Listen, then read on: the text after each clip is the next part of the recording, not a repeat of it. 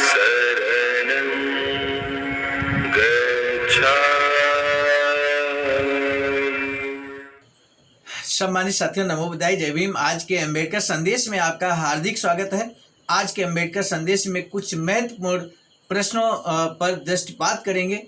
ऐसे प्रश्न जो इतिहास की जानकारी के साथ साथ वो इतिहास याद दिलाएंगे जो बहुजनों का अपना इतिहास रहा है, और ये ऐतिहासिक घटना हर किसी को जानना चाहिए। यदि आप बहुजन से विलान करते हैं तो निश्चित तौर पर आज के अम्बेडकर संदेश को आपको अंत तक वाच करना चाहिए।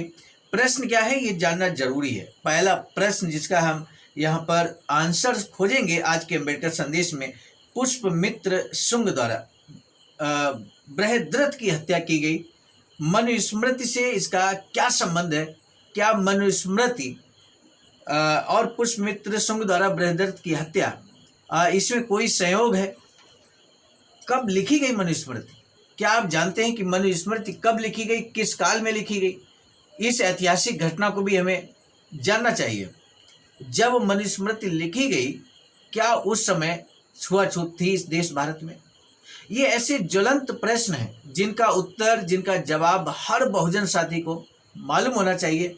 यदि आपको मालूम है, इन प्रश्नों का जवाब सटीक आपको मालूम है, तो आप चाहें तो आज के अम्बेडकर संदेश को यहीं पर रोक सकते हैं। लेकिन अगर सटीक जानकारी आपको बाबा साहब की लेखनी से, जो बाबा साहब की लेखनी को ही हम आप तक पहुंचाने की कोशिश कर रहे हैं, आपको जानना है, तो आज के अम्बेडकर संदेश को मिस मत कीजिएगा। बाबा साहब डॉक्टर अम्बेडकर संपूर्ण वाङ्मय खंड 14 से अछूत कौन थे और वे अछूत कैसे बने, इसी से हम लेकर उपस्थित हो चुके हैं। आज के अम्बेडकर संदेश में आपका हार्दिक स्वागत है। BBAIC सारनाथ वाराणसी से आज का अम्बेडकर संदेश आप तक पेज नंबर 147 से 149 तक हम आपके समक्ष रखने जा रहे हैं। भाषा लिखते हैं कि इस प्रकार हम निश्चयात्मक रूप से अस्पृश्यता के काल की ऊपरी सीमा का निर्णय कर सकते हैं। हम निश्चित रूप से कह सकते हैं कि मनुस्मृति ने छुआछूत का आदेश नहीं दिया, तो भी एक महत्वपूर्ण प्रश्न बाकी रह जाता है। आखिर मनुस्मृति ने अगर छुआछूत का आदेश नहीं दिया तो प्रश्न कौन सा बाकी रह जाता है? तब भाषा लिखते हैं कि मनुस्मृति का काल क्या है? आखिर मनुस्मृति लिखी कब गई? ये महत्वपूर्ण प्रश्न है। तब भाषा लिखते हैं कि इस प्रश्न के उत्तर के बिना एक सामान्य आदमी के लिए किसी विशेष काल में अस्पृश्यता के होने के बारे में कुछ भी कह सकना कठिन है। मनुस्मृति के बारे में पंडितों में मतैक्य नहीं है। कुछ ऐसे अत्यंत प्राचीन मानते हैं, कुछ इसे अत्यंत प्राचीन मानते हैं, यानी कि कुछ लोग हैं जो मनुस्मृति को अत्यंत प्राचीन मानते हैं और कुछ अत्यंत अर्वाचीन। सभी बातों पर विचार करके प्रोफेसर बुहलर ने मनुस्मृति का एक समय निश्चित किया है जो युक्ति संगत प्रतीत होता है। प्रोफेसर बुहलर ने मनुस्मृति के काल का निर्धारण किया है जो सत्य प्रतीत होता है। प्रोफेसर बुहलर ने के अनुसार जो मनुस्मृति जिस रूप में हमें मिलती है, ईसा की दूसरी शताब्दी में अस्तित्व में आई। ध्यान दीजिए, बुहलर ने जो बताया यहाँ पर मनुस्मृति के बारे में, उन्होंने बताया कि ईसा पूर्व के दूसरी शताब्दी में मनुस्मृति अस्तित्व में आई है। प्रोफेसर बुहलर ने ही मनुस्मृति के लिए इतना समीप का समय निश्चित नहीं किया। श्री दफ्तरी भी इसी परिणाम पर पहुंचे हैं। उनका मत है कि मनुस्मृति 185 ईसा पूर्व के बाद अस्तित्व में आई। यानी कि ये दोनों, चाहे प्रोफेसर बुहलर की बात करें और चाहे श्री दफ्तरी की बात करें, दोनों का लगभग सेम टाइम है। उनका मत है कि मनुस्मृति 185 ईसा पूर्व के बाद अस्तित्व में आई, इससे पहले नहीं। श्री दफ्तरी का तर्क है कि मौर्य वंश के बौद्ध नरेश, ध्यान दीजिए, मौर्य वंश के बौद्ध नरेश महाराज बृहद्रथ की हत्या उसके ब्राह्मण सेनापति पुष्पमित्र ने की थी। मनुस्मृति का इस घटना से सीधा संबंध है क्योंकि यह दुर्घटना 185 ईसा पूर्व में हुई। इसलिए मनुस्मृति 185 ईसा पूर्व के बाद लिखी गई होगी। ऐसे महत्वपूर्ण निष्कर्ष का समर्थन करने के लिए पुष्पमित्र द्वारा बृहद्रथ मौर्य की हत्या और मनुस्मृति के लिखे जाने में जो संबंध रहा है उसे जोरदार अकाट्य प्रमाणों से सिद्ध करने की आवश्यकता है। दुर्भाग्य से श्री दफ्तरी ने ऐसा नहीं किया। परिणाम स्वरूप उनका निष्कर्ष निराधार प्रतीत होता है। इस प्रकार के संबंध को सिद्ध करना अनिवार्य है। सौभाग्य से इस संबंध में प्रमाणों की कमी नहीं है। इस संबंध में प्रमाणों की कमी नहीं है। बादशाह लिखते हैं कि पुष्पमित्र द्वारा बृहद्रथ मौर्य की हत्या की ओर किसी का ध्यान नहीं जाना दुर्भाग्य का विषय है। इस घटना की ओर जितना ध्यान दिया जाना चाहिए था उतना ध्यान आकर्षित नहीं हुआ। इतिहासकारों ने इसे दो व्यक्तियों की व्यक्तिगत शत्रुता का स्वरूप देकर एक सामान्य सी घटना मान लिया है। इसके परिणामों की ओर ध्यान दें तो यह युगांतकारी घटना थी। इस घटना का महत्व तो इस बात से नहीं मापा जा सकता कि यह किसी राजवंश की थी।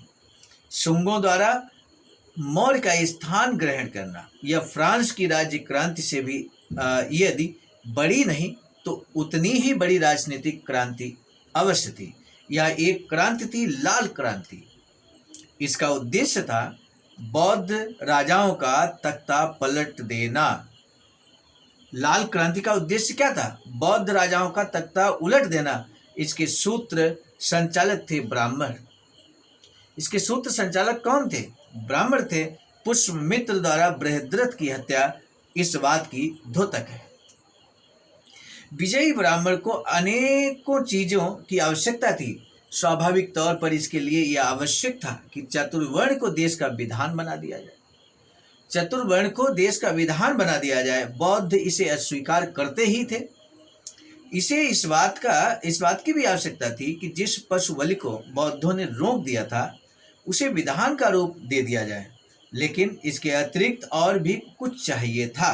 बौद्ध नरेशों के विरुद्ध ये क्रांति लाकर ब्राह्मणवाद ने देश के ऐसे दो प्रचलित नियमों का उल्लंघन कर दिया जिनको सभी लोग पवित्र और अनुल्लंघनीय मानते थे।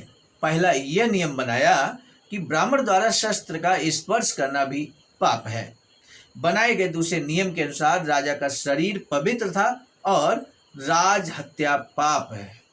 राज हत्या पाप है। विजयी ब्राह्मणवाद को अपने पापों का समर्थन करने के लिए एक पवित्र ग्रंथ की आवश्यकता थी जो सभी के लिए प्रमाण स्वरूप हो। मनुस्मृति की ओर ध्यान आकर्षित करने वाली विशेषता यह है कि वह न केवल चतुर्वर्ण को देश का विधान बताती है और न केवल पशु बलि को ये कानून की दृष्टि से उचित ठहराती है, किंतु ये भी बताती है कि ब्राह्मण को कब हाथ में शस्त्र लेना चाहिए और वह राजा की हत्या करके भी अधर्म नहीं करता। इस मामले में मनुस्मृति ने जो काम किया वह काम किया जो पहले की किसी स्मृति ने नहीं किया। आखिर वो काम मनुस्मृति ने क्या किया ये हम आपको बताएं। उससे पहले आपसे निवेदन है कि अगर आपने हमारे आवाज का ऑफिशियल यूट्यूब चैनल को अभी तक सब्सक्राइब नहीं किया है तो जरूर सब्सक्राइब कर लीजिए और वीडियो को शेयर करना मत भूलिएगा। भाषा आगे लिखते हैं कि यह नितांत नया मार्ग विशुद्ध नवीन सिद्धांत है। यानी कि मनुस्मृति के द्वारा लागू किया गया सिद्धांत नवीन विशुद्ध नया मार्ग है, नवीन मार्ग है, नवीन सिद्धांत है। मनुस्मृति को ऐसा करने की आवश्यकता क्यों पड़ी? अपने ही पुराने सिद्धांतों को बदलकर नए सिद्धांतों को लागू करना मनुस्मृति की आखिर कौन सी आवश्यकता पड़ गई? तो भाषा लिखते हैं कि इसका केवल एक ही उत्तर है कि पुष्पमित्र ने जो राज क्रांति की थी उसका दार्शनिक समर्थन किया जाए। पुष्पमित्र द्वारा किया गया राज क्रांति का दार्शनिक समर्थन किया जाए। पुष्पमित्र और मनुस्मृति के लिए नए सिद्धांत के बीच के संबंध से यही प्रकट होता है कि मनुस्मृति 185 ईसा पूर्व के कुछ बाद में अस्तित्व में आई। यह ऐसी तिथि है कि प्रोफेसर बुहलर की तिथि से बहुत दूर नहीं है। मनुस्मृति का काल निर्णय हो जाने पर हम कह सकते हैं कि दूसरी शताब्दी में अस्पृश्यता नहीं थी। एक बात क्लियर हुई कि यहाँ तक अभी छुआछूत नहीं थी। आखिर फिर छुआछूत कब आई? इस बारे में लगातार हम लोग डिस्कस कर रहे हैं और निष्कर्ष के बहुत करीब पहुंच चुके हैं कि बहिष्कृत व्यक्ति अछूत कब बने। इस काल को जानना बहुत जरूरी है। तो ये इस तक हम लोग बहुत नज़दीक करीब पहुंच चुके हैं निष्कर्ष के। भाषा आगे लिखते हैं कि अब हम अस्पृश्यता की उत्पत्ति के निर्धारण के बाद की सीमा की ओर ध्यान दें। इसके लिए हमें चीनी यात्रियों के प्रसंग देखने होंगे जो भारत आए और जिन्होंने अपने समय के भारतीय रीति रिवाजों का उल्लेख किया। इसमें से फाहियान नामक चीनी यात्री का कथन विशेष है। यानी कि आपको मालूम है कि फाहियान सन 400 ईस्वी में फाहियान भारत आया और उसने बहुत गहन अध्ययन किया।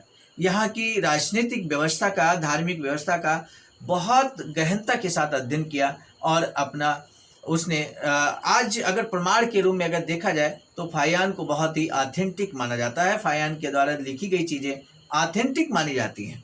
इसलिए हम फाहियान को जरूर पढ़ेंगे, लेकिन अगले अम्बेडकर संदेश में। आज का अम्बेडकर संदेश अब लंबा हो चला है, आज के अम्बेडकर संदेश को यहाँ पर रोकेंगे, लेकिन आज का जो महत्वपूर्ण प्रश्न है, महत्वपूर्ण प्रश्न जो हम शुरुआत में लेकर चले थे, उन प्रश्नों का जवाब तो आपको मिल चुका है। उन्हीं में से एक प्रश्न ये है कि मनुस्मृति कब लिखी गई। तो आज के अम्बेडकर संदेश में ये बात क्लियर हो चुकी है कि मनुस्मृति कब लिखी गई। तो उसका आंसर आपको देना है कमेंट सेक्शन में। हमें आपके जवाब का बेसब्री से इंतजार रहेगा। सामान्य साथियों, आज के अम्बेडकर संदेश को इस उम्मीद के साथ कि ऐतिहासिक होने की वजह से आप इसे जन जन तक पहुंचाने के लिए अपने स्तर से अभी और अभी प्रयास करेंगे, अभी तुरंत तत्काल शेयर करेंगे बहुजन समाज के उन सभी व्हाट्सएप ग्रुप पर जो आपसे संबंधित हैं, जिन पर आप जुड़े हुए हैं। आज के अम्बेडकर संदेश को यहीं पर रोकने की दीजिए इजाजत। मिलेंगे नए अम्बेडकर संदेश में। आप सभी को सादर नमो बुद्धाय, जय भीम। नमो बुद्धाय, जय भीम। लाइक, सब्सक्राइब, कमेंट जरूर करें। सिल्वर प्ले बटन आ जाए प्लीज। सामान्य साथियों, हम एक महत्वपूर्ण बात बताना उचित समझते हैं। बाबा साहब की अधूरी इच्छा के अनुरूप एक वैचारिकी सेंटर निर्माणाधीन है सारनाथ वाराणसी में, जहां पर 14,000 स्क्वायर फीट जमीन परचेज कर ली गई है ring road, green city, Faridpur, Sarnath में। वैचारिकी सेंटर के प्रशासनिक ब्लॉक का निर्माण कार्य कंप्लीट हो चुका है। शानदार बेहतरीन प्रशासनिक ब्लॉक का निर्माण पूर्ण हो चुका है। आगे अब मुख्य भवन को बनाने की बारी हम सबकी है और इस हेतु आप दिए गए अकाउंट नंबर पर अपना अमूल्य योगदान कर सकते हैं। आज का अम्बेडकर संदेश हम लेकर उपस्थित हुए थे मिशन नायक बुद्ध मित्र मुसाफिर सर, राष्ट्रीय अध्यक्ष आवाज का नई दिल्ली की प्रेरणा में। प्रस्तुत करता क्रम मैं स्वयं सर्वजित आर्य, राष्ट्रीय मीडिया प्रभारी, IIT सेल आवाज का नई दिल्ली। मिलेंगे नए डॉक्टर अम्बेडकर संदेश में, तब तक दीजिए इजाजत। आप सभी को सादर नमो बुद्धाय, जय। सामान्य साथियों, यदि आप हमारे इस चैनल आवाज का ऑफिशियल, जिस पर नियमित सुबह 5 बजे डॉक्टर अम्बेडकर संदेश आपको मिलता है, आप हमारे इस चैनल को सपोर्ट करना चाहते हैं तो हमारा आपसे निवेदन है कि आप हमारे इस चैनल को सब्सक्राइब कर लें, वीडियो को शेयर, लाइक, कमेंट जरूर करें।